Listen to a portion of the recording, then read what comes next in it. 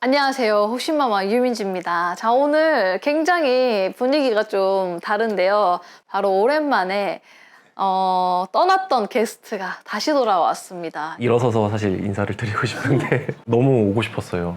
유튜브 보면서. 반가워하시는 구독자분들이 분명 계실 거예요. 옛날에 봤던 얼굴인데 혹시 최근에 에버랜드 광고에 나왔던 그 얼굴 아닌가 하면서 서울랜드입니다. 서울랜드 광고에 나왔던 그 남성분 아니신가 하실 텐데 맞죠? 맞습니다. 네, 알겠습니다. 자, 그러면은 또 오랜만에 도현이가 이제 집 떠났다가 다시 오랜만에 돌아왔으니까 또 공포 얘기를 한번 하도록 하겠습니다. 자, 우선 첫 번째 사연은 현재 캐나다에 계시면서 제 유튜브를 매일 시청하고 계신다는 팬이 보내주신 사연이고요. 제가 편의상 성함을 소희 씨라고 하도록 하겠습니다. 안녕하세요, 유민지님. 경기도 오피스텔에서 겪었던 제 사연을 보내봅니다. 소희님은 현재는 캐나다에 계시지만 원래는 한국에서 영어 선생님으로 10년 정도 일을 하셨대요. 이 이야기는 당시에 일하셨던 그 영어 학원에서 있었던 실화담인데, 소희님이 있었던 그 영어 학원은 전국에 지점이 되게 여러 개가 있는 그런 대형 영어 학원으로, 특히 수도권에 사는 학생들이 이름만 들어도 웬만해서는 다 아는 굉장히 유명한 학원이라고 합니다. 저도 다녔을 수도 있겠네요. 그치. 소희님 또한 원래는 서울에서 근무를 하시다가 2013년도경에 경기도 지점으로 발령을 받아서 이동을 하게 되셨는데, 갑작스러운 발령에 뭔가 이사를 한다거나 막 이동을 한다거나 할 수가 없다 보니까 학원 측에서는 이렇게 소희님처럼 갑자기 이동하게 된 선생님들을 위해서 특별 복지, 바로 주거를 제공하는 그런 복지를 지원해 줬다고 합니다. 그래서 학원 근처에 있는 오피스텔에 소희님을 포함한 몇몇 선생님들이 살게 되셨대요. 각각 따로따로. 참고로 이곳은 동 경찰서와 소방서 맞은편에 있는 오피스텔이라고 합니다. 어딘지 알 것 같지? 제가 사는 동네입니다. 딱 듣는 순간 눈이 휘둥그레지면서, 그리고 도현이도 알고 아마 우리 이 PD도 알 수가 있어. 여기를 잘 아는 친구이기 때문에. 따라서 이곳인데, 이 오피스텔에는 같은 학원에 근무하는 한국인 선생님이 한 10명 정도, 그리고 원어민 선생님도 한 4, 5 정도 각각 한 집씩 배정을 받아가지고 거의 오피스텔인데 학원 기숙사처럼 그렇게 지내게 됐었대요. 소희님이 처음에 이사를 하고 입주한 날에는 거기가 2층 복층 구조의 굉장히 예쁜 그런 아담한 오피스텔이라서 너무 그곳에서 살게 돼서 너무 설레기도 했고, 또 도심 한가운데 위치해 있다 보니까 편의시설도 좋아, 근처에 번화가도 많아, 또 이런 공원 같은 것도 또 잘 돼 있어 하니까 모든 것이 다 너무너무 좋았다고 합니다. 게다가 소희 씨가 배정받은 집이 마침 10층 4호. 천사.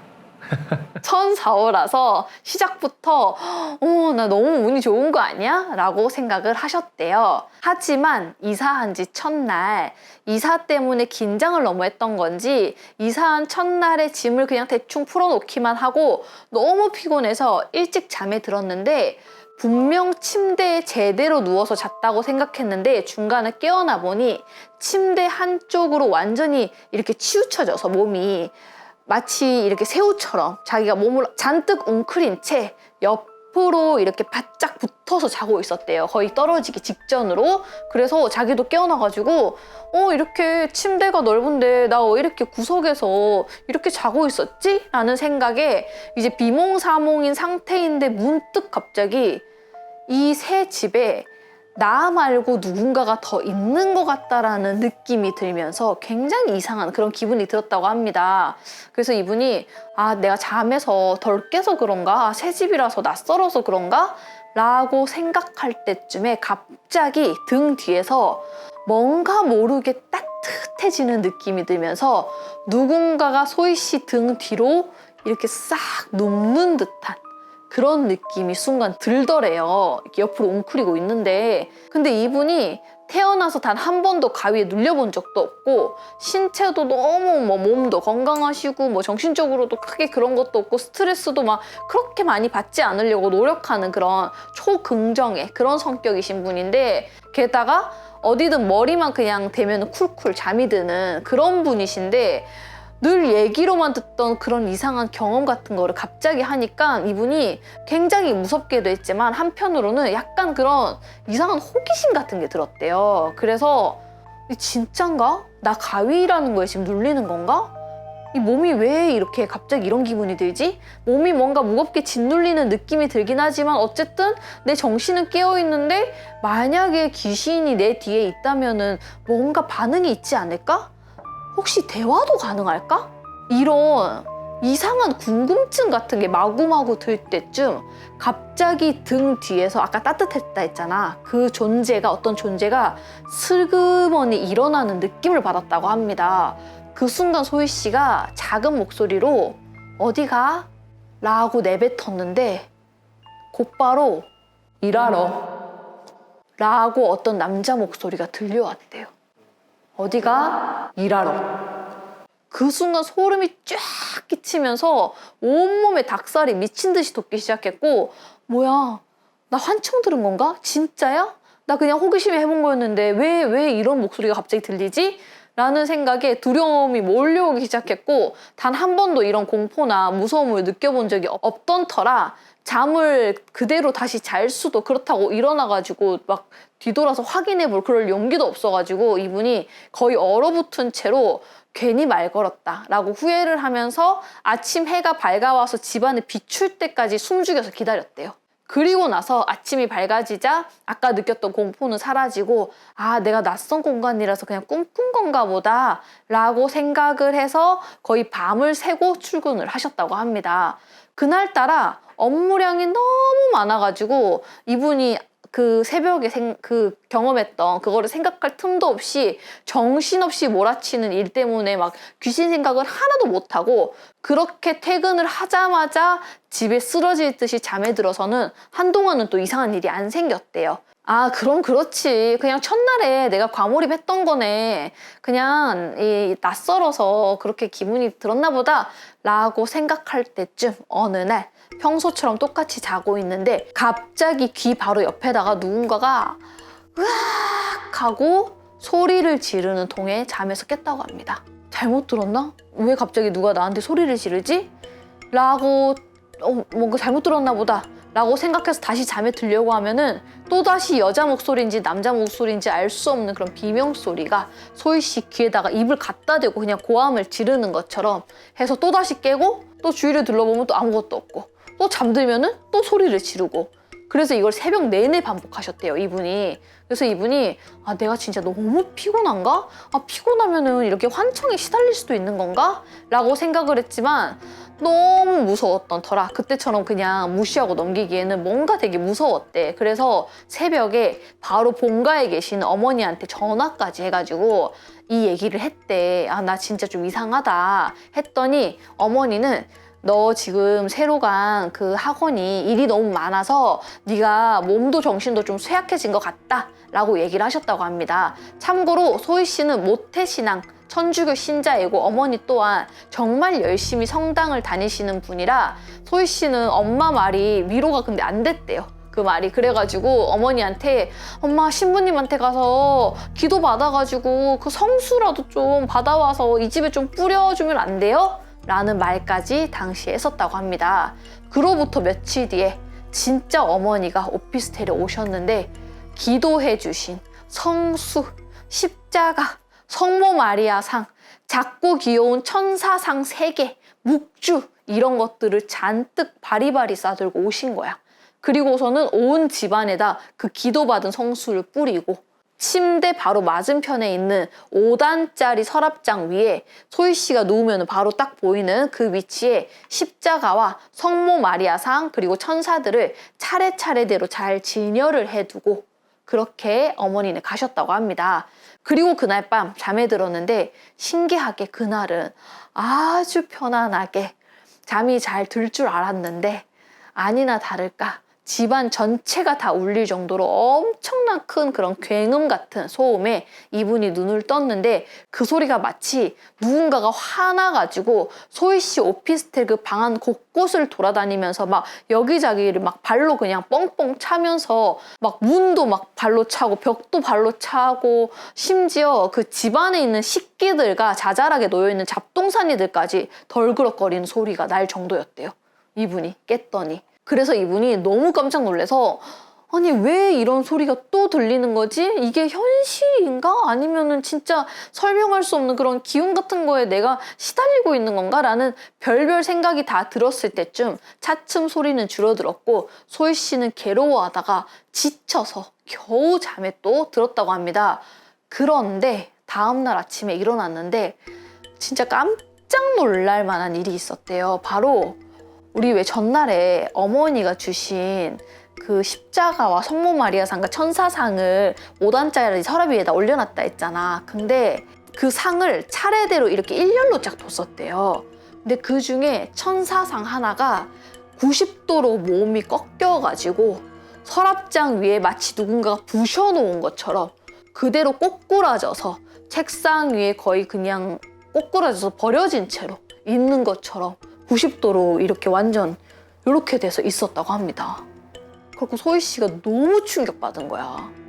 그리고 자기가 이걸 어제 혹시 잘못 놨나? 라는 생각을 했지만 자기 성향상 일단 막 그렇게 90도로 막 놓을 사람도 아니고 자기가 되게 이렇게 각 맞춰서 이렇게 일렬로 놓는 원래 그런 습관이 있어서 전날에 분명히 되게 각 맞춰서 열 맞춰서 쫙 진열한 기억이 분명히 나는데 아침에 일어났더니 천사상이 몸통이 90도로 돌아가져 있는 상태로 책상에 그렇게 거의 버려지다시피 해서 놓여있는 걸 본 순간 소희 씨는 나 여기서 계속 살아도 될까?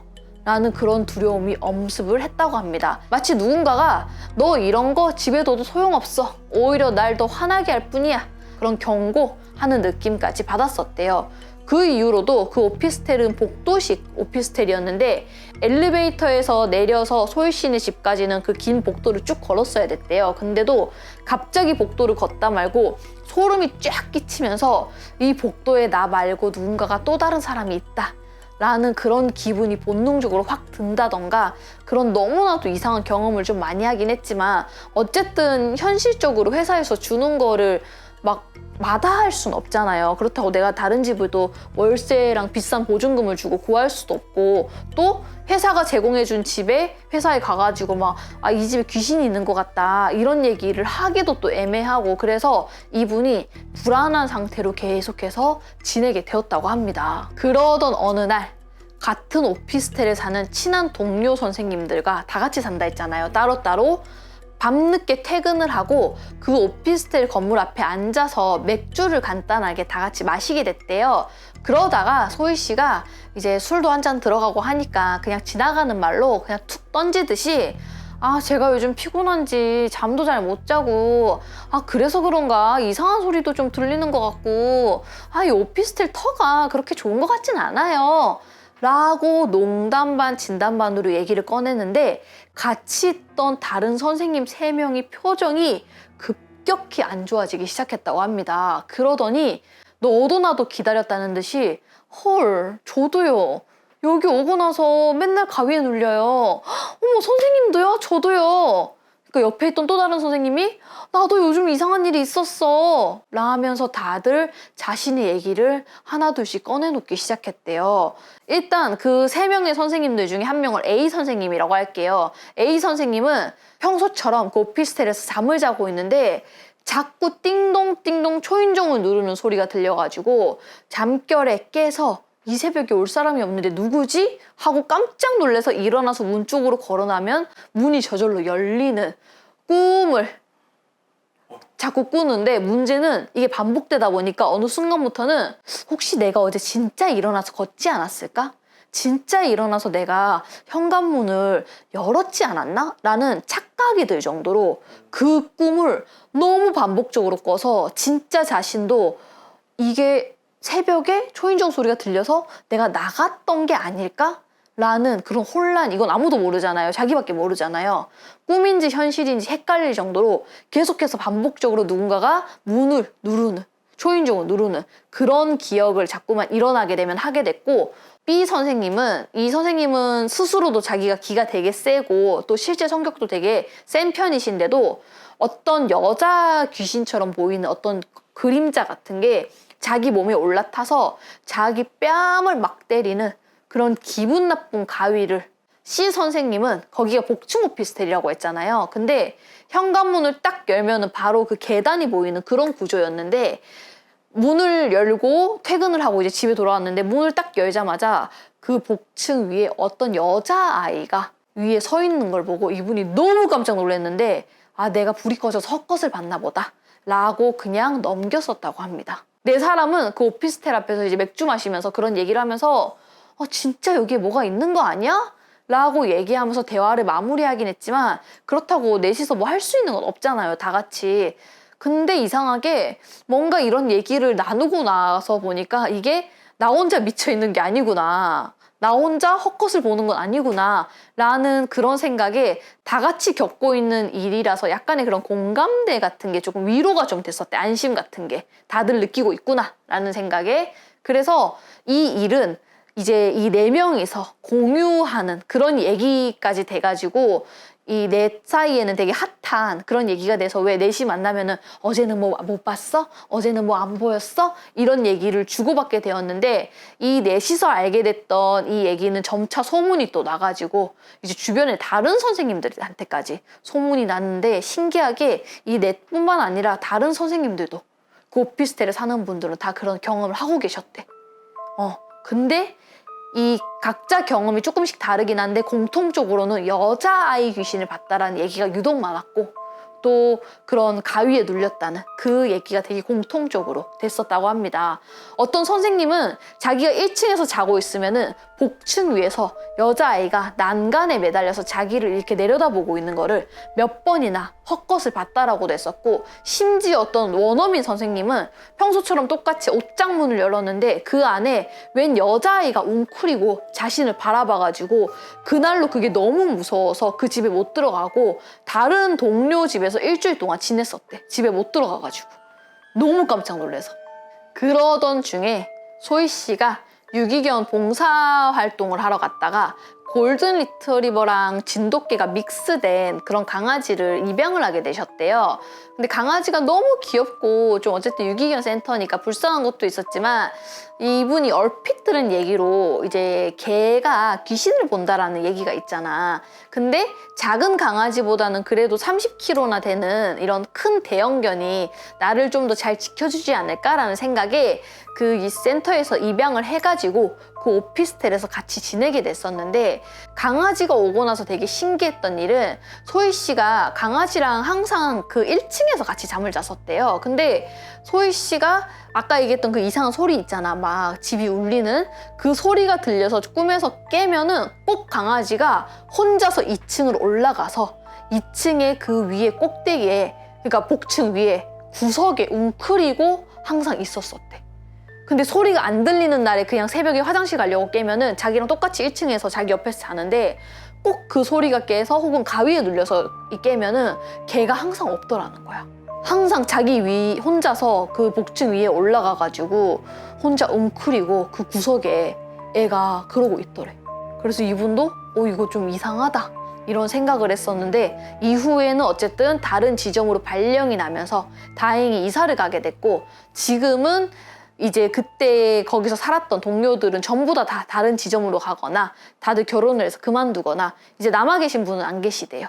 이제 완전 다른 선생님들이 와서 살고 계시기 때문에 여기를 특정이 안 되게 조금 해달라고 신신당부를 하셔가지고 제가 좀 노력을 좀 했거든요. 근데 사실 저희는 어딘지 사실 알고 있거든요. 그래서 지금 지나고 나서도 아직도 소희 씨는 그 오피스텔에 살았던 동료들을 만나거나 하면은 그 귀신 들렸던 그 오피스텔에 대해서 얘기를 나누시곤 한대요. 근데 이후로는 머리만 대면은 그대로 숙면을 취하는 삶으로 돌아왔지만, 이 사연을 쓰는 동안에도 몇 번이나 소름이 끼치고 무서워서 계속 뒤를 돌아보면서 사연을 쓰셨다고 합니다. 왜 사람 진짜 무서우면 그러잖아.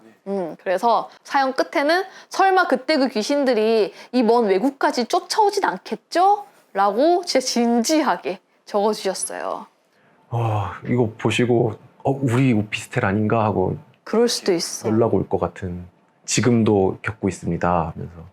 너무 어딘지가 사실 왜냐면 그 주변이 오피스텔이 일단 많고 저도 그 주변을 되게 잘 알고 있기 때문에, 그리고 우리 이 PD도 지금 고개를 끄덕끄덕끄덕 하고 있는데 저 친구도 그 주변에서 살았던 적이 있고, 그래서 대충 어딘지는 알 것 같아. 일단 복층이라고 하니까. 저 혼자만 이런 거 겪었다라고 생각하면은 내가 피곤했다 하면 끝나면 되는데, 같이 겪은 사람들이 많으면은 좀 무서울 것 같아요. 그리고 지금은 몇 년 동안 겪으신 거를 어쨌든 지나고 나서 다 정리를 해서 적어주셔서 이렇게 간단하게 쓰지만, 이거를 처음 겪고 긴가민가, 두 번째 겪고 긴가민가, 또 겪고 긴가민가. 왜냐면 사람은 바로 딱 겪자마자 이거 귀신이다 라고 받아들이기가 사실 쉽지가 않거든요. 지나고 나서 보니까 퍼즐처럼 다 짜맞춰져서 그때 진짜 이상했고, 그래서 지금 이렇고 이렇게 되기 때문에 이제 이렇게 글로 썼을 때는 조금 듣는 분들 입장에서는 무섭긴 하네, 근데 뭐 엄청 심하게 무서우려는 할 텐데,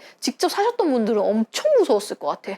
우리 호텔에 가서도, 나 옛날에 얘기한 적 있을걸? 중국에 백두산 갔을 때 거기였나? 아무튼 어디 호텔에 갔는데 내가 옷장에서 저도 귀신 봤었거든요. 근데 우리가 보는 귀신 어떤 느낌이냐면은, 문을 딱 열었을 때 뭐가 순간 진짜 사람 있는 것처럼 뭐가 딱 있다 이 느낌이 아니라, 열었고 닫았을 때 뒤도는데 순간 그 잔상이 남으면서 그게 다시 복귀되듯이 생각이 나요. 분명 내가 옷장 문을 열었고 그냥 닫았어. 그리고 뒤돌았어. 근데 갑자기 옷장이 다시 보이면서 그 안에 어떤 형태가 있는 게 다시 보여. 그러면 방금 귀신 있었네? 보통 이렇게 보거든. 근데 그건 사람마다 좀 달라요. 근데 아마 이분들은 진짜 열자마자 보셨을 수도 있을 텐데, 아무튼 저도 그때 호텔에 갔을 때 그 사연으로도 한번 얘기 소개된 적이 있었는데, 그때 옷장문 이렇게 북박이로 된 거였나? 아무튼 이렇게 여는 거 딱 열었는데 뒤돌고 나니까 안에 되게 빼짝 마른 남자애가 웅크리고 있는 걸 내가 봤었거든. 근데 그날 밤에 그게 너무 거슬리는 거야, 그 옷장이. 그래서 하필 엄마가 그때 약간 이렇게 뭐 연다고 이렇게 살짝 틈이 있었나 그랬는데, 내가 굳이 달려가고 그거를 꽉 잠그고 잤었거든요. 근데 이거 하나에도 이런데, 만약에 내가 사는 집에 그런 거를 봤다고 하면은, 아까 그래서 원어민 선생님이 일주일 동안 집에 못 들어갔다 했잖아. 그거는 좀 그럴 수도 있을 것 같긴 해요. 그래서 이분들이 혹시 그때 모두가 다 엄청난 강도의 노동에 시달리다 보니까 너무 피곤해서 그냥 단체로 약간 그런 피곤에 쪄들어서 약간 가위를 그냥 겪은 거라서 혹시 착각한 게 아닐까요? 근데 아무리 생각해도 이거는 영적인 존재로밖에 생각할 수밖에 없을 정도로 너무 이상한 일들을 많이 겪어가지고 좀 그런 건 아닌 것 같습니다 라고 적어주셨는데, 제가 봐도 이렇게 단체로 아무리 피곤해갖고 막 이 일이 강도가 너무 높아갖고 다들 얘도 피곤하고 나도 피곤하고 해서 막 우리가 가고 가위 눌리고 이건 아닌 것 같아. 약간 그 터가 조금 이렇게 호실에 상관없이 거기를 돌아다니는, 그리고 지금 다 공통되잖아, 여자 어린 아이라고. 그래서 호실에 상관없이 그 오피스텔을 이렇게 돌아다니는 어떠한 존재가 있지 않나 라는 생각이 드네요. 그래도 다들 무사히 아무 문제 없어서 그냥 단순히 보고 끝나는 그런 귀신이었던 것 같아. 이제 어떤 빙의가 된다거나 막 이 사람들한테 뭐 나쁜 행동을 한다거나 그런 건 아니고. 근데 사연자분은 그게 천사 인형도 그렇게 돼 있고, 맞아. 맨 처음에는 또 남자 목소리로 일하러 이게 좀 많이 무서울 것 같아요. 그러면은 내 이거 하나 알려줄게. 우리가 보통 이러면은 내가 질문을 했고 그냥 추측할 수 있는 대답이 나왔기 때문에 그냥 어떻게 보면 상상한 게 아닐까? 라고 생각할 수 있잖아요. 어디가? 일하러. 이렇게. 그러면은 이제 시청자 여러분들이 보셨을 때 내가 순간 어떤 귀신의 음성이나 귀신의 느낌을 본 것 같고 들은 것 같은데, 이게 나의 착각인지 상상인지 정확하게 구별을 하려면은 뭐냐면은, 내가 생각지도 못했던 대답이 진짜 빨리 나와. 아마 이분도 어디 하는 순간 일하러라고 튀어나왔을 거야. 어디 하는 순간. 나는 분명 어디 가? 라고 물어보려고 했는데, 귀신의 대답은 내 생각을 먼저 읽기 때문에 내가 어디 가라고 생각해서 그걸 말로 뱉기 전에 이미 대답이 들어와요. 그래서 아마 이분도 어디 하자마자 바로 일하러 라고 내가 예상치도 못했던 답변이 엄청나게 빠른 속도로 와요. 그래서 우리도 기도를 간다거나 어디에 갔을 때 순간 뭔가 귀신을 봤다는 느낌, 순간 어떠한 귀신이 얘기하는 걸 들었다는 느낌을 구별할 때 이건 저만의 방법이긴 해요. 이거 모르시는 분들도 있어요. 근데 제가 겪고 나서 보니까 귀신은 보통 이렇게 생각지도 못했던 대답을 내 말이 내 입에서 튀어나가기도 전에 먼저 들어와요. 대답을. 그래서 아마 이분도 어디가? 라고 물었을 때 뭐 귀신이 막 널 해치러 라든지 아니면은 막 널 가위 눌리러 뭔가 그런 거 히히히 막 이런 걸 생각했을 텐데 일하러 라는 진짜 뜬금없는 대답이 나와서 이분도 놀랬을 걸 아마. 그래서 혹시라도 가위에 눌리시거나 했을 때 내가 낮에 봤던 어떤 영화라든지 혹은 어제 친구랑 나눴던 대화라든지 그게 뭔가 이렇게 있다가 무의식 중에 나온 게 아닐까? 그게 대답으로 나온 게 아닐까? 라고 생각하실 때 이거를 잘 생각해 보시면은 조금 더 구별하시기가 쉬우실 거예요. 근데 이걸 듣고 나니까 가위를 눌리거나 했을 때 제가 말하기도 전에 그 대답이 들려면 너무 무서울 것 같아요. 그치, 생각만 했는데. 네, 지금까지는 이제 그런 사실을 몰랐잖아요. 그래서 아, 꿈이었나 하고 넘길 수 있을 것 같은데 이걸 듣고 나니까 먼저 왜 대답하지? 이렇게 될 것 같아요. 내가 생각을 하면은 그 생각을 이미 읽어버려. 내가 말하기 전에. 그래서 하는 순간 바로 일하러 이렇게 나와요.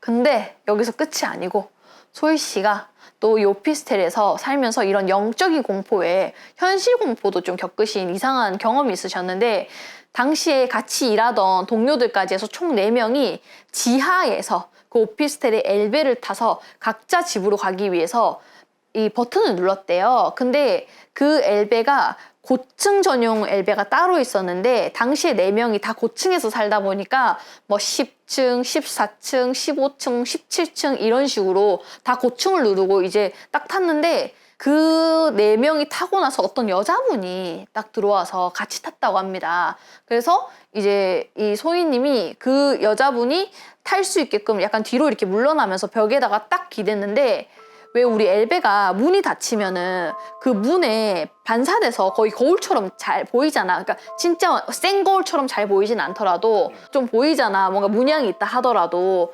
근데 거기에 그 여자분의 정면이 순간 비춰져서 딱 보려고 하는데 순간 자기 눈에 뭔가 번쩍하고 눈에 거의 빛을 뭐가 쏘듯이 번쩍하고 자기가 깜짝 놀라서 눈을 감았다 뜬 거야. 자세히 봤더니 그 여자분이 칼을 들고 있더래. 오른손에 식칼을. 그래서 이분이 너무 깜짝 놀래가지고 순간 말이 안 나가지고 그 거울에 비친 모습을 보고 이제 본 거지, 손에 쥔 거를. 근데 식칼도 되게 큰 식칼을. 그래서 그 놀래서 여자분을 쳐다봤더니 그 여자가 진짜 오늘 뭐 사고 낼 것처럼 씩씩거리면서 눈에 광기와 살기가 가득했었다고 합니다. 그 여자는 정면을 보고 있고 이제 소희 씨가 자기 쳐다보고 있는 건 모를 수도 있지. 비춰서 보니까. 그래갖고 소희 씨가 너무 깜짝 놀래갖고 옆에 있던 직원을 잡으면서 팔을 붙들면서 눈치 같은 걸 준 거야. 보라고, 저거 보라고. 그랬더니 그 4명이 어느새 다들 그 여자의 손을 바라보게 됐었고 그 여자는 갑자기 에이씨 하더니 1층 버튼을 이렇게 거세게 누르더니 화를 내면서 1층 문이 열리자마자 그냥 뛰어 나가버렸대. 그 올라오는 그 짧은 순간 동안 소희 씨가 보고 동료들한테 눈짓으로 주고 동료들이 쳐다봤더니 그 여자분은 처음에는 버튼을 안 눌렀대. 그래서 자기들도 우리랑 같은 층에 4명이 다 다른 층이니까 이 중에 한 층에 타나 보다. 고층 전용 엘베라고 했었잖아요. 그래서 이 중에 하나에 내리나 보다 이러고 다들 별 대수롭지 않게 생각했는데 이제 그분이 칼 든 걸 보고 너무 깜짝 놀랐는데 그분이 갑자기 1층을 누르더니 그 1층에서 내려가지고 뛰어서 욕하면서 나갔대요. 그래서 그 이후로도 4사람은 그 너무 깜짝 놀래가지고 혹시 이 지역에서 혹시 그런 칼부림이나 어떤 사고 같은 게 나지 않았나라고 검색을 해봤지만 별다른 보도는 없었고 당시에 그 소희 씨가 본 그 엘베에서 비춘 그 여자의 얼굴은 진짜 곧 무슨 일을 낼 것처럼 엄청난 그 광기와 살기로 가득 찬 얼굴로 보였다고 합니다. 여러모로 참 그렇게 좀 그런 오피스텔이죠. 너무 무서울 것 같아요. 저는 못 살 것 같아요. 그런 사람 만나면은. 옛날에 그랬나요? 그 동네가? 그 동네 좀 그래. 왜냐면은 나 기억났어. 아이스크림을 사려고 밤이었거든요. 집에 가는 길에 여기를 지나쳐서 갈 일이 있어가지고 여기가 번화가예요. 생각보다 되게 번화가잖아. 그래서 그 베스킨라빈스 갑자기 그게 너무 먹고 싶은 거야. 근데 베스킨라빈스가 11시까지 하는 데가 있단 말이야. 근데 딱 찾아봤더니 거기가 있는 거야. 그 지역에. 그래서 제가 조금 더 가서 이 지역에 멈춰가지고 여기서 여기는 밤 되면 거의 약간 그런 무법지대로 살짝 변하는 게 있어요. 뭔지 알지? 술 마시는 그치. 그래서 갓길에 그냥 마음대로 주차도 마음대로 돼 있다고 밤 10시가 넘어가면은. 그래서 제가 그 베스킨라빈스 11시까지 하는 걸 알고 10시 40분쯤이었나? 50분쯤에 급하게 근처에다가 차를 갓길에 대고 이제 뛰어가가지고 베스킨라빈스가 한 두 블록 더 뛰어갔어야 됐어. 그리고 뛰어갔는데 차에 내릴 때 그 길이 한 2차선? 작은 2차선? 1차선이라고 해야 되나? 2차선인데 약간 1.5차선 같이 그런 좁은 2차선이었는데 내가 차에서 딱 내리는 순간 바로 건너편에 있는 어떤 외국인인데 약간 좀 동남아 남자랑 내가 눈이 딱 마주쳤어. 그러고 나서 제가 딱 느낌이 안 좋더라고요. 그분 딱 보는데. 그래갖고 아니 뭐 아니겠지 하고 이제 베스킨을 뛰어가가지고 갔는데 문을 닫은 거야. 그러니까 문은 열었는데 더 이상 안 한대. 그래갖고 내가 되게 아쉬워하면서 차로 딱 돌아왔는데 그 남자가 내 차 옆에 딱 서 있는 거야. 내 차 옆에. 그리고 두리번거리고 있는 거야. 방금 내가 내린 내 차 옆에. 운전석 옆에. 내가 너무 깜짝 놀란 거야. 그 순간 막 동공 지진 나면서 막 어떻게 해야 되지? 막 이 생각에 그 남자가 이제 두리번거리다가 나랑 눈이 마주쳤어요. 그래갖고 나를 보더니 이제 쓱 지가 예를 들어서 차가 이쪽으로 보고 있으면은 운전석 옆에 서 있다가 이제 쓱 뒤로 해갖고 옆차로 쓱 가더라고. 그리고서는 요렇게 해가지고 없어지는 듯 하는 거야. 그래서 내가 급하게 이제 뛰어와가지고 전화를 하면서 친구한테 이제 전화를 해서 이제 나 이제 여기 근처 다 왔어. 이제 그런 식으로 전화하면서 이제 차로 뛰어가가지고 문 열기 전에 한 번 더 살핀 다음에 문 열고 바로 들어서 탔는데 그 남자 어디 있었는 줄 알아? 조수석 옆에 서 있었어. 내가 진짜 깜짝 놀랐잖아. 그러니까 어떻게 된 거냐면은 그 운전석 옆에 서 있다가 나랑 발견하니까 그 남자가 이렇게 뒤로 했고 차 뒤로 했고 옆으로 빠졌다 했잖아. 없어졌다 했잖아. 빠지는 척하고 다시 돌아왔고 내 조수석 옆에 딱 서 있었던 거야.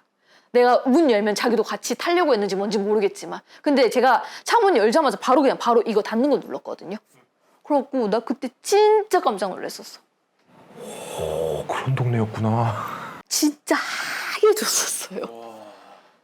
딱 타고 이거 문 타자마자 바로 잠그고 이거 이 시동 걸려고 딱 하고 났는데 바로 옆에 그 룸미러 있잖아요. 거기서 그 남자가 쓱 하고 보이는 거야. 나 진짜 깜짝 놀랐어. 왜냐면 거기가 밤 되면 번화가기도 하지만 한 블럭 한 블럭 차이로 이 블럭은 엄청 번화가인데 이 블럭은 문 다 닫아 있거든. 그래서 여기는 다 어두워. 뭔지 알지? 거기가 좀 그래. 근데 내 차는 약간 그 베스킨라빈스 있는 데는 번화가지만 그 옆 블럭이라 했잖아. 거기는 불이 다 꺼져 있었거든. 어딘지 알 것 같아요.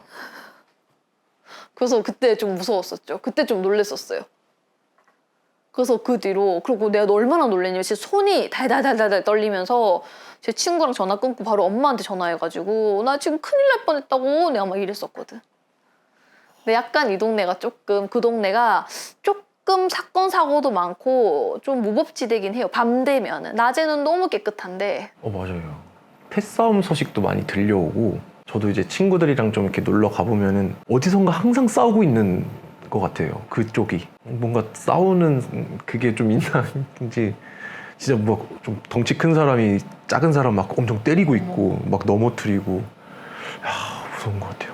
아무튼 그래서 오늘 사연 보내주신 소희 씨는 오피스텔에서 그런 일이 있었고 지금도 그 학원은 되게 잘 되고 있고 또 그 오피스텔을 아마 지금도 약간 기숙사처럼 쓰고 있기 때문에 자기가 좀 특정하기가 어려워서 좀 많이 좀 가려달라라고 써주셨습니다. 만약에 너라면 자고 일어나는데 네가 막 그런 묵주나 이런 걸 해놨는데 그게 막 틀어져 있어. 그럼 어떻게 할 거야? 처음에는 왜 이래 이러고 그냥 풀었는데 근데 또 그래 다음날 냈는데 그럼 나와야지. 그럼 나와야지. 방법이 없을 것 같아요. 옛날에 그 얘기 들었다. 어떤 손님이 얘기해 주셨는데 그 집에 근데 이런 사례는 되게 많았었어. 집에 꿈꾸면은 이제 할아버지가 막 나가 소리 지르고 이사 간 지 얼마 안 됐는데 그렇게 꿈에서 나가라고 막 소리 지르는 할아버지 남자 목소리를 계속 들으신 거야. 그래갖고 되게 안 좋아지시더라고. 근데 그냥 그런 게 있는 것 같긴 해. 그 집마다. 근데 다행히 요 분이 조금 그런 걸 보고 겪고 하긴 했지만 그에 비해서 또 나쁜 일은 또 없으셨으니까 다행이긴 합니다.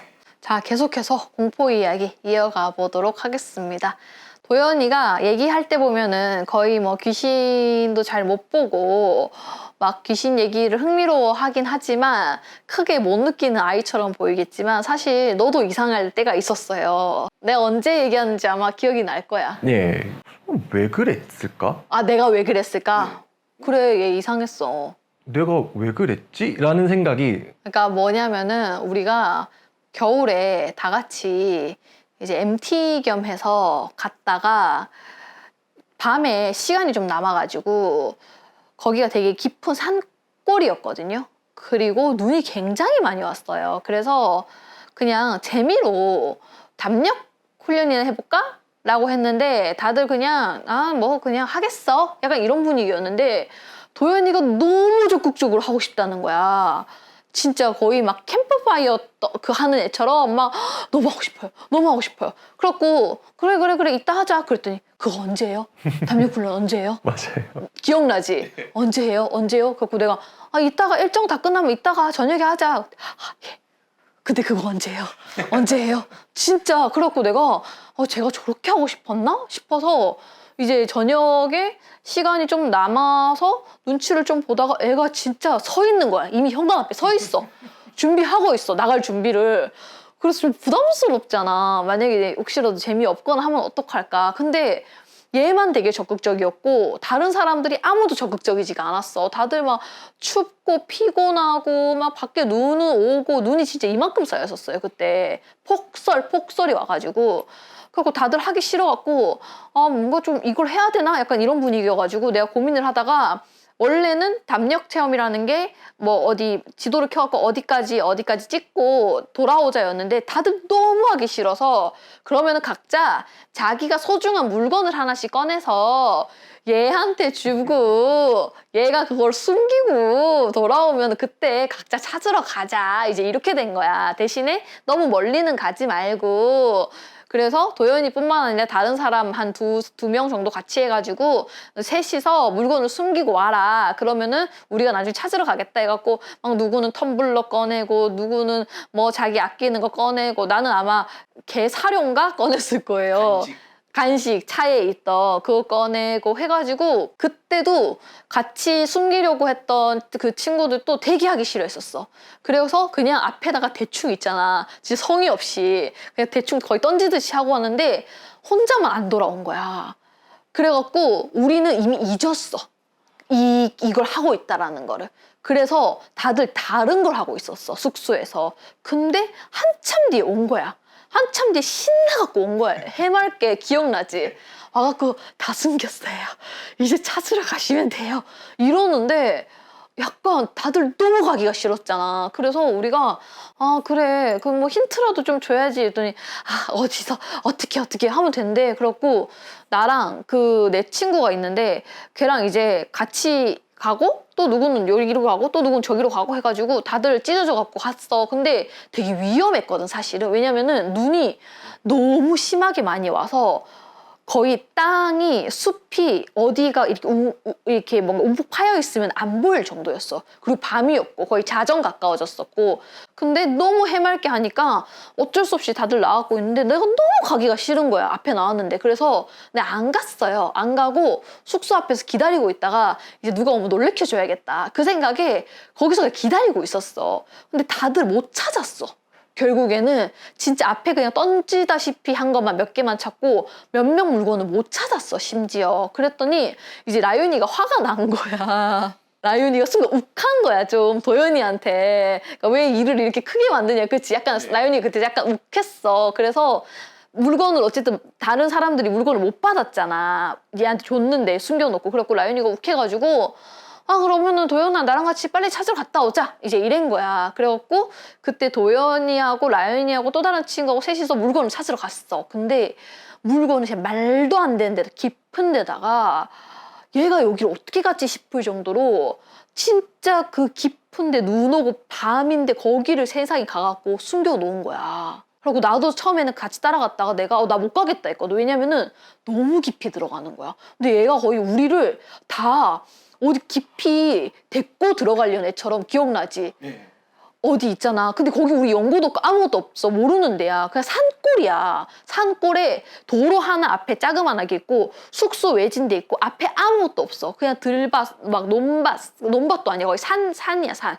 근데 거기를 우리를 데리고 들어가는 거야. 점점 깊게 깊게. 그리고 내가 그만 가자고. 여기 더 이상 위험해서 못 찾겠다 했고 결국에는 2명인가 3명 물건을 못 찾았어. 결국에는. 기억 못 해가지고 자기 어디 뒀는지도 기억 못 해. 내가 그때 쟤 이상하네. 딱 보니까 근데 그게 제어가 안 돼. 완전 이게 막 심각하고 그게 아니라 애가 너무 해맑게 거의 뭐 이 정도 있잖아. 막 찾으러 갈까요? 뭐 이 정도니까 라윤이도 빡쳐가지고 도연아 어디 냅뒀냐고 알지? 기억나지? 그 라윤이 특유의 그거 있거든. 어디 냅뒀냐고 막 이러는데도 한번 가볼까요?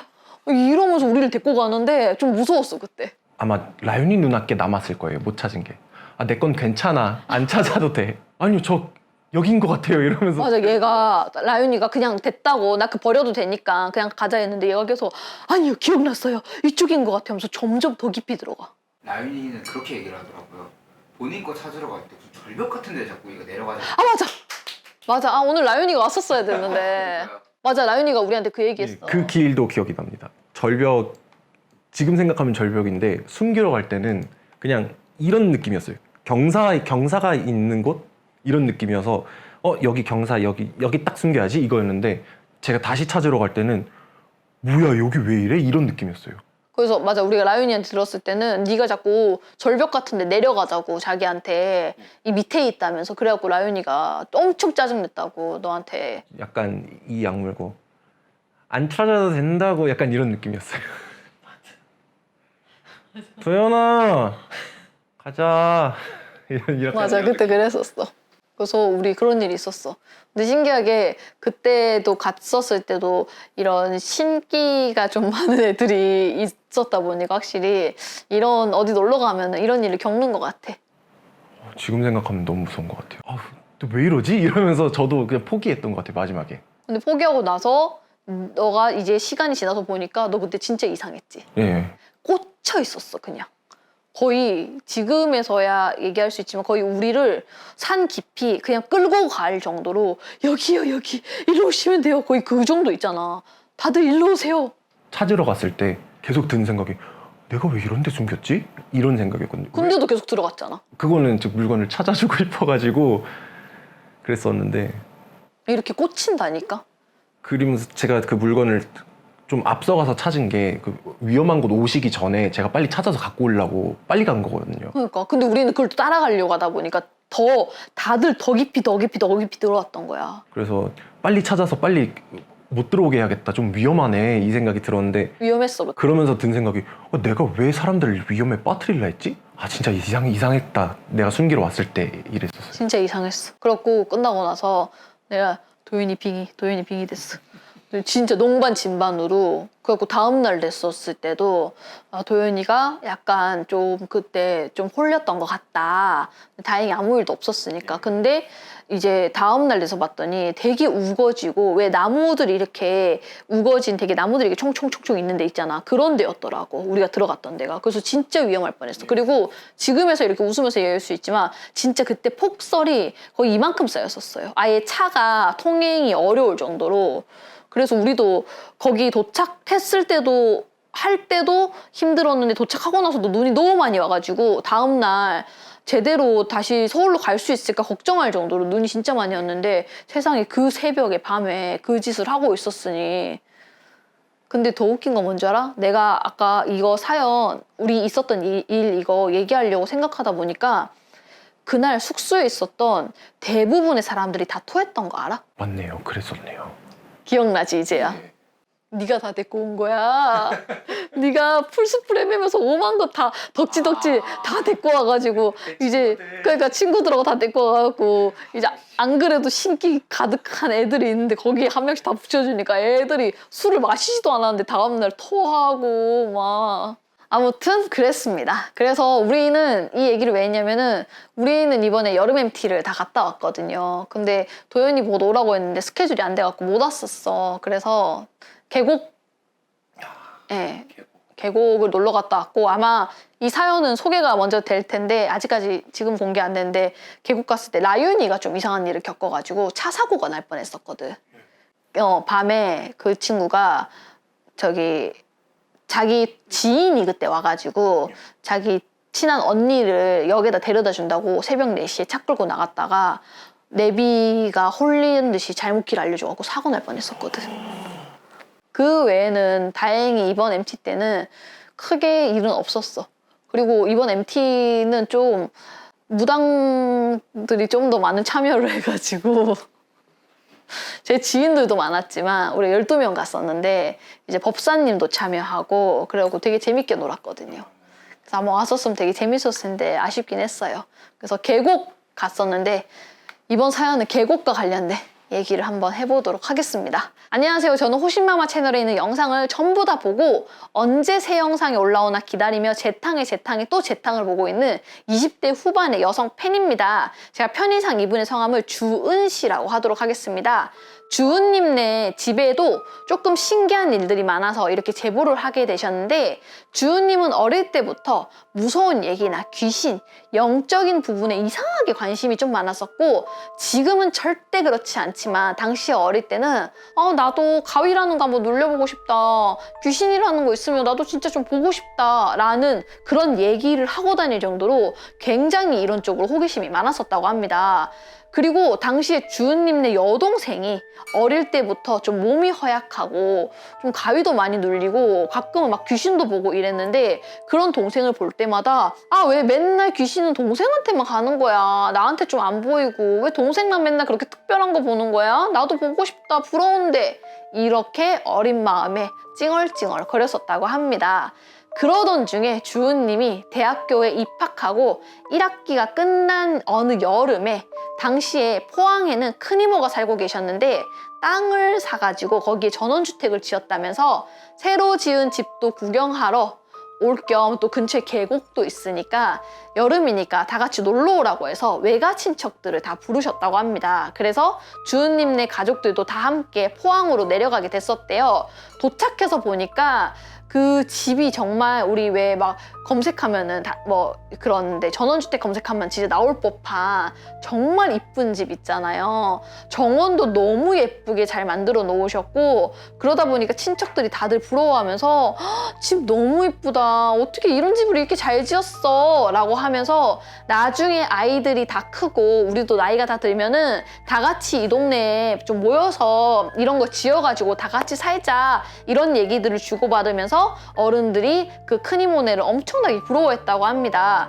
그렇게 저녁이 되었고 어른들은 집안에서 이제 술을 드시면서 오랜만에 다들 즐거운 얘기도 나누시고 또 했고 또 주은님과 여동생 그리고 친척 오빠들 또한 그 오랜만에 만났으니까 1층 테라스에서 정원이 쫙 있는데 앉아가지고 거기서 수다를 떨면서 고양이들과 함께 다 같이 그렇게 놀았었다고 합니다.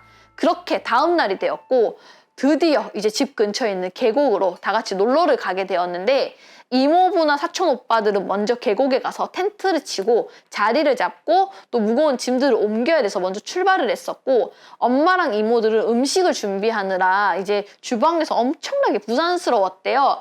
그리고 주은님과 여동생은 그냥 빈둥빈둥 거실에 있으면서 음식 준비가 끝날 때까지 기다리고 있었는데 한여름이다 보니까 햇빛은 엄청나게 내리쬐고 있었고 주은님이 뭔가 할 거 없어갖고 이제 두리번 거리다가 그냥 선크림은 좀 더 발라야겠다. 이제 곧 나가니까 이 생각에 혼자 사촌 언니 방에 들어가가지고 화장대에 거울을 보면서 이 선크림을 이렇게 바르고 있었대요. 그러면서 이따 계곡 가서 놀 생각이 이제 신나서 룰루랄라 하면서 열심히 선크림을 바르면서 이제 콧노래까지 부르면서 아, 옛날에 어릴 때는 이렇게 친척들이 다 모여가지고 계곡에서 물놀이도 하고 너무 재밌었는데 아, 이렇게 다 크고 나서도 어릴 때처럼 놀 수 있어서 너무 좋다. 그러면서 이제 선크림을 바르고 있는데 갑자기 자신의 의지와 상관없이 아, 근데 그나저나 넷째 이모 너무 안 됐다. 어떡해? 상현 오빠는 넷째 이모의 아들이래요. 상현 오빠도 엄마니까 다쳐서 걱정되겠다. 어떡해 진짜?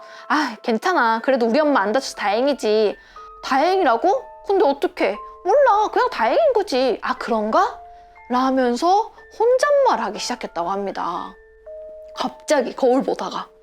근데 넷째 이모는 지금 부엌에서 음식 준비를 하고 계셨거든요. 그러니까 다친 분이 아니에요.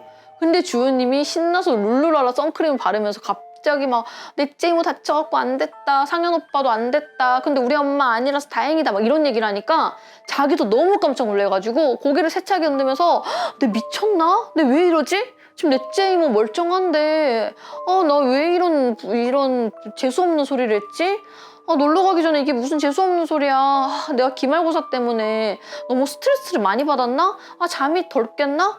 정신 차려야지 라고 하면서 이걸 아무한테도 얘기하지 않고 마저 선크림을 바르면서 이제 거실로 나가봤다고 합니다. 다행히 거실에는 이제 동생이 TV를 보고 있었고 또 어른들도 음식 준비를 계속해서 하고 있었고 음식 준비가 다 되자 엄마랑 이모들은 이제 출발하자고 계곡으로 가자고 했고 그렇게 모두가 다 계곡으로 향했다고 합니다. 뭔가 자신이 뱉은 말이 조금은 찜찜하긴 했지만 막상 계곡에 도착하니 노느라 아까 그 기억을 다 까맣게 잊었고 신나게 물놀이를 하고 놀았대요. 텐트 주변에는 엄마와 이모들이 준비한 음식과 과일로 먹을거리가 넘쳐났고 사촌 오빠들과 그리고 여동생 다 함께 어릴 때로 돌아간 것처럼 신나게 이제 물놀이를 하면서 놀고 있는데 문득 그 계곡 주변이 좀 조용하다라는 생각이 들어가지고 이분이 이제 물 안에서 나와가지고 주변을 둘러봤더니 저 멀리 우리 가족들이 있는 텐트가 있는 곳에 어른들이 모여있는 모습이 보이더래요. 그래서 처음에는 그냥 어른들이 노시다가 이제 피곤하니까 텐트로 다시 모여서 대화하고 계시나 보다 라고 생각하고 다시 놀려고 하는데 뭔가 분위기가 모여있는 분위기가 조금 이상하다라는 생각이 들어가지고 이제 주은 씨가 나와가지고 텐트 쪽으로 걸어가 보니까 넷째 이모가 땅바닥에 누워있고 셋째 이모가 그런 넷째 이모의 발을 계속 주무르고 있고 그 주변에는 가족들이 한가득 모여있는 그런 모습이었다고 합니다. 깜짝 놀라서 이제 주은 씨가 엄마한테 엄마 무슨 일이야? 넷째 이모 왜 이래? 라고 물어봤더니 넷째 이모가 계곡에서 신나게 놀다가 텐트로 쉬려고 돌아와서 가만히 앉아 계셨는데 갑자기 옆에 있던 다른 이모들한테 근데 여기가 어디야? 라고 물어봤다고 합니다. 옆에 있던 이모들이 얘가 뭔 소린가 싶어가지고 뭐래 여기 땡땡 계곡이잖여 이렇게 대답을 했는데 그 넷째 이모가 알 수 없다라는 표정을 지으면서 근데 여기 계곡이 언제 왔어? 라고 또 물어보시더래요. 그래서 처음에는 이모들이 장난치는 줄 알고 왜 저래 재미없어 빨리 애들하고 가서 놀아 아니면 여기서 과일이라도 썰든가 뭐 화채라도 만들어 이렇게 얘기했는데 넷째 이모가 표정이 점점 알 수 없는 표정을 지으면서 뭔가 혼자서 이게 무슨 상황이지? 혼자 계속 이러고 있었고 그런 모습에 이제 엄마랑 이모들은 뭔가 좀 이상하다 라는 생각이 들어서 넷째 이모한테 가서 여기 어딘지 알겠어? 여기 왜 왔어? 라고 물어봤더니 넷째 이모는 갸우뚱거리면서 아무것도 생각이 안 난다 라고 얘기하셨다고 합니다. 심지어 집 전화번호와 자동차 번호도 아무것도 모르겠다고 얘기를 하셨고 옆에 있던 넷째 이모의 아들인 그 상현 오빠가 깜짝 놀라가지고 엄마 왜 그래? 그러면 지난주에 내가 새로 사귄 여자친구 얘기했었잖아. 엄마가 걔 사진 보더니 되게 이쁘다고 했잖아. 걔는 기억나지? 라고 했더니 네가 여자친구가 어딨어? 너 여자친구 사귀었어? 여자친구 누구? 라고 물어보셨다고 합니다. 그제서야 상현 오빠도 깜짝 놀래가지고 이 상황이 엄청나게 심각하다는 걸 깨닫고 가족들은 당장 자리를 다 정리하고 바로 넷째 이모를 병원으로 데리고 갔다고 합니다.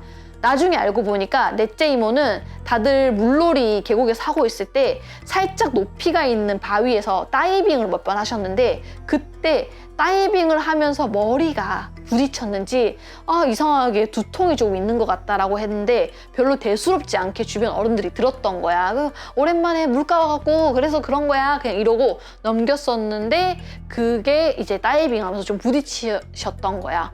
그래서 모처럼 휴가를 다 같이 보내려고 모였던 자리였는데 갑자기 병원으로 가게 되니 분위기는 한순간에 안 좋아졌고 병원에 따라간 친척들 외에 또 이제 남아있던 친척들도 이게 무슨 일이냐면서 다들 걱정을 하고 있었다고 합니다. 그리고 그때 주은 씨가 조심스럽게 엄마와 여동생 그리고 다른 이모의 사촌 오빠한테 나 사실은 아까 선크림 바르면서 나 혼자 거울 보면서 혼자 그렇게 중얼거렸다? 라고 얘기를 조심스럽게 하게 됐었고 당시에 주은 씨네 어머니는 크게 종교라든지 귀신이라든지 이런 거를 믿는 분이 아니셨기 때문에 좀 이상하네 왜 그랬을까? 이러고 그냥 넘기셨다고 합니다. 이후 이모는 병원에서 검사를 했더니 뇌진탕이 조금 심하게 온 것 같다 라고 진단을 받았고 다행히 목숨에는 지장이 없으나 원래 운전을 되게 잘하시는 분이셨는데 그 이후로 운전하는 걸 굉장히 어려워하시고 특히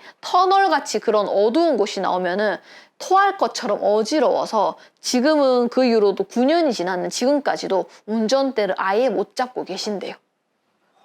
그래서 주은 씨가 저희가 겪었던 이 현상은 대체 뭘까요? 정말 이상한 경험이었습니다. 수많은 친척 중에 정확히 누가 다칠지를 예상을 하고 말로 자기도 모르게 말도 막 저절로 냈었잖아. 이게 무슨 일인지 너무 궁금합니다 라고 보내주셨어요.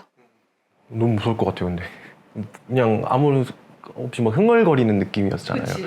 그냥 선크림 바르고 넷째 이모가 다쳤는데 어떡하냐 상현 오빠 이게 말하고 나면 너무 무서울 것 같은데 그것도 하나의 빙의랑 비슷한 건가요?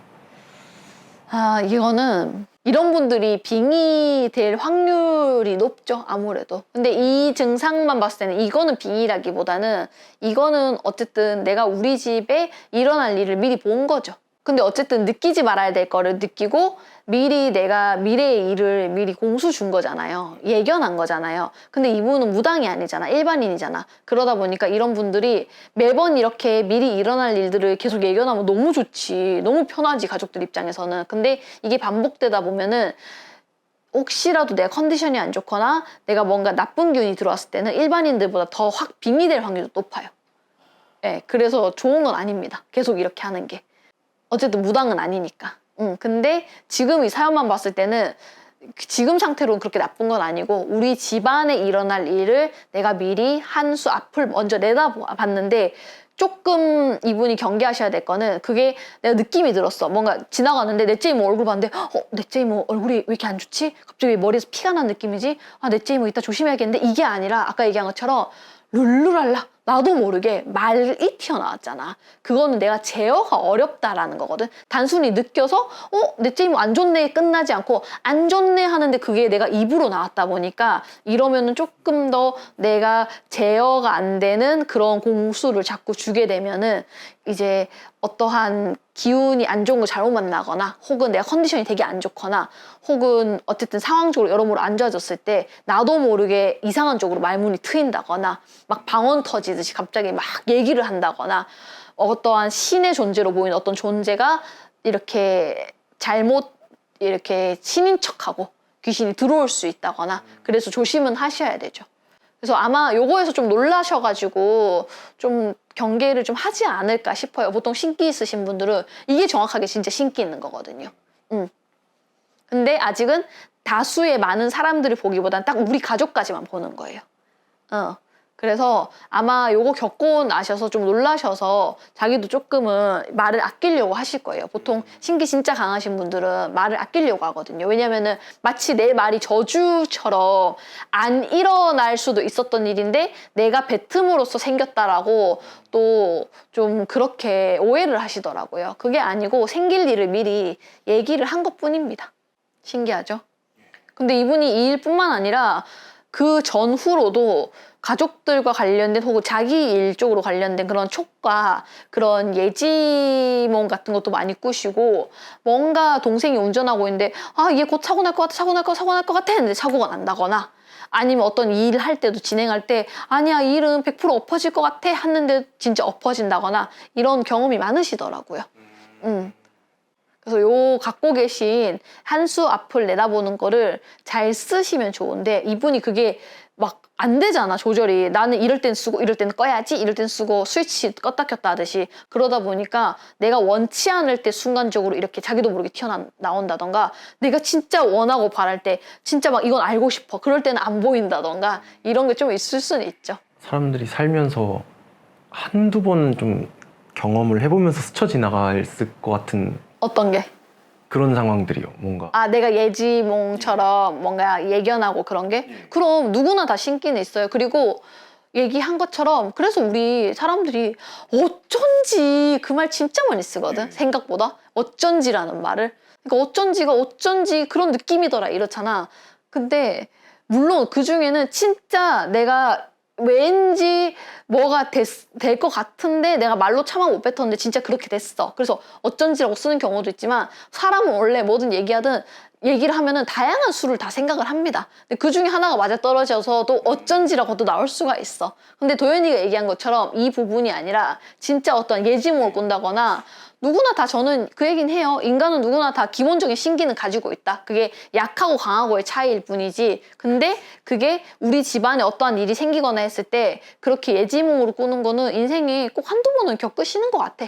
믿든 안 믿든 상관없이. 그렇지 않아? 그래서 그게 그렇게 나쁜 건 아닙니다. 그 꾼다는 게. 다만 아까 얘기했던 것처럼 내가 컨트롤이 안 될 정도로 그냥 내가 느낌으로 받으면 끝인데, 그게 아니라 내가 막 말로 튀어나올 정도라던가, 이게 되면 조금은 경계하실 필요는 있지만, 그게 아니라 내가 평생 살면서 그냥 한두 번 예지몽 꾼 거, 왠지 우리 할머니가 좀 아프신 것 같은데 했는데 진짜 아프셨어. 혹은 왠지 뭐가 있을까, 우리 강아지가 지금 아픈데 막 꿈에서 되게 괜찮았어. 그래 진짜 괜찮아졌어. 이런 식으로 그 정도의 예지몽은 괜찮습니다. 문제 없습니다. 그건 살아가시는데. 내 의지에 상관없이 이렇게 팍팍팍 말해버리는 게 문제인 건 거죠. 그치. 신기가 있는데 이 신기를 잘 쓰시고 하는 게 중요하다. 그래서 제가 전에도 아마 유튜브에서 얘기했을 거예요. 이 진짜 예지몽은 내가 평소에는 꿈을 안 꾸다가 결정적인 순간에 꿈을 꿔요. 그게 딱 맞아떨어지는 게 진짜 100% 깨끗한 예지몽인데, 그게 아니라 내가 꿈을 한 10가지를 꿔. 그 중에 한 3, 4가지 맞아도 그래도 적중률이 높은 편이에요. 근데 그게 아니라 내가 10가지 꾸는데 아니야, 한 50가지 꾸는데 그 중에 하나 맞아. 50가지도 꾸는데 하나 맞는 것도 신기해. 그래도 한 달 반 만에 하나씩 맞춘다는 거잖아. 그렇지 않아? 꿈 진짜 많이 꾸신 분들 맨날 꿈 꾸거든요. 근데 내가 그거를 한 2달 만에 예지몽 하나씩 꾸는 것도 진짜 많이 꾸는 거고, 100일에 하나씩 꾸는 것도 진짜 많이 꾸는 편이에요. 그 정도도. 근데 어쨌든 간에 너무 꿈을 많이 꾸다 보니까 뭐가 예지몽일지 모르는 거야. 마치 진짜 어느 구름에서 비가 내릴지 모르는 것처럼 이것도 예지몽인 것 같고 저것도 예지몽인 것 같은데, 예지몽은 항상 지나가야지 알 수 있는 거잖아. 아, 그게 예지몽이었구나 라고. 그러다 보니까 100일 중에 하루 꿈꾸는 것도 진짜 예지몽 적중률이 높은 편인데도, 일반인 기준에서는 내가 이 100일에 99개의 꿈을 다 해석을 해야 되는 거야. 나는 늘 그걸 생각하고 살아야 되는 거야. 이게 혹시 그 꿈인가? 뭔가 지나가다가 그냥 내가 돌부리에 튀어갖고 넘어졌어. 근데 잠시만, 4일 전에 꿨던 꿈 중에서 내가 뭔가 이런 기억이 있었던 것 같은데, 막 이런 식으로 계속 해야 되다 보니까 피곤해질 수는 있죠. 근데 원래 진짜 깨끗한 예지몽은 내가 평소에는 꿈을 잘 안 꾸다가, 혹은 꿈을 꿨는데도 기억이 잘 안 나다가 딱 정확한 예지몽을 꿨던 순간에 그 꿈이 정확하게 기억이 나면서 되게 선명하게 기억이 딱 남아있어요. 근데 그게 아니라 막 잡다한 5만 거 기억 다 나는데 그 중에 하나야. 그러면은 그래도 예지몽은 맞지만 좀 피곤한 예지몽이다. 어쨌든 간에 또 오랜만에 왔는데 어떻게 재밌었나요? 오랜만에 와서 그런지 더 재밌어진 것 같아요. 이렇게 얘기 듣는 게. 겪어봤다고 해야 되나? 어떤 아는 느낌이다? 하는 것들이 있어가지고 더 좀 몰입이 됐던 것 같습니다. 이제 거의 12시가 다 되어 가는데 얼른 집으로 잘 돌아가시길 바라겠습니다. 저희는 오늘 여기까지 찍도록 하겠습니다. 감사합니다.